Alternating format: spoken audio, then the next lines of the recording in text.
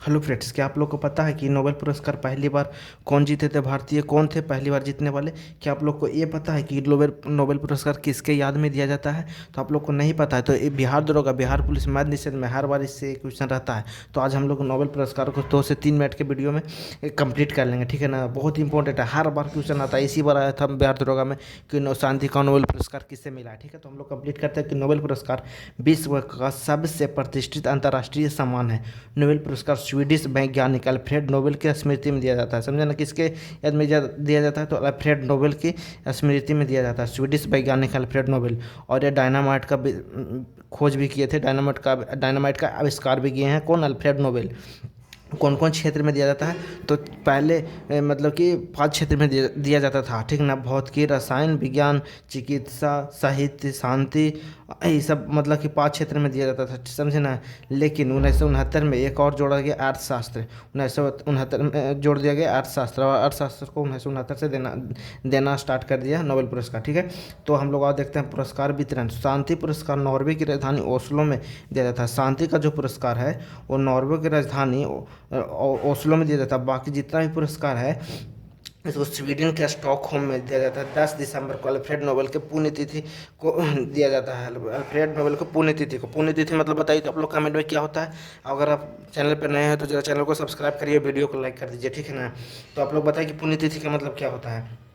तो किसके याद में ज़्यादा देख लिए, और कब किस डेट को दिया जाता है ये भी देख लिए। तो पुरस्कार में क्या क्या मिलता है? एक गोल्ड मेडल मिलता है, 11 मिलियन क्रोनर क्रोनर मिलता है, जो भारतीय अगर रुपया में कन्वर्ट करिएगा तो लगभग लगता है कि 8-9 करोड़ रुपये होता है, ठीक है।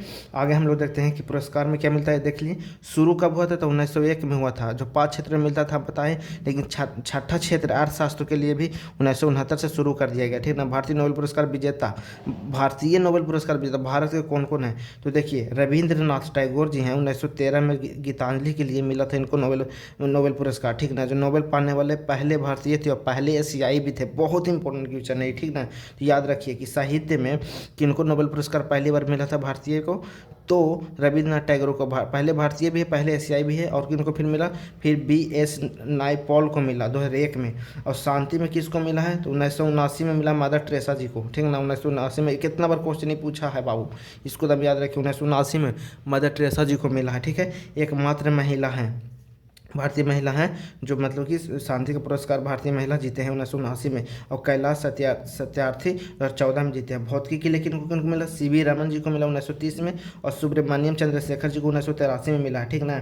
और चिकित्सा के लिए हरगोविंद खुराना जी को 1968। बहुत इंपॉर्टेंट है, याद रखो इसको, बहुत इंपॉर्टेंट है। और अर्थशास्त्र के लिए किसको किसको 1998 में अमर्त्य सेन जी को मिला है, और 2019 में अभिजीत बनर्जी को मिला। और लेटेस्ट 2024, 2023 और 2025 को तब याद रखिए किसको किसको मिला है जो, ठीक ना।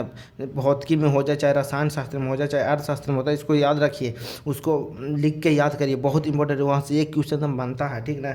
अभी हम लोग देख लेते हैं कि इंपॉर्टेंट फैक्ट्स में कि शांति के लिए नोबेल पुरस्कार 2025 में किसको मिला है? तो मारिया कुरेना जी को मिला है। और 2024 में नोबेल पुरस्कार अर्थशास्त्र के लिए किसको किसको मिला था? अब शॉर्ट्स में लिख दिए हैं, डेरॉन, साइमन और जेम्स को मिला है। तो यहाँ आज हम लोग देख लें कि बहुत इंपॉर्टेंट है, यहाँ पे से क्वेश्चन हर बार आता है, ठीक ना। तो आप इसको कंप्लीट करिए, बहुत इंपॉर्टेंट है। तो आज वीडियो को यहीं समाप्त करते हैं। नेक्स्ट वीडियो में हम लोग अलग टॉपिक को कंप्लीट करेंगे।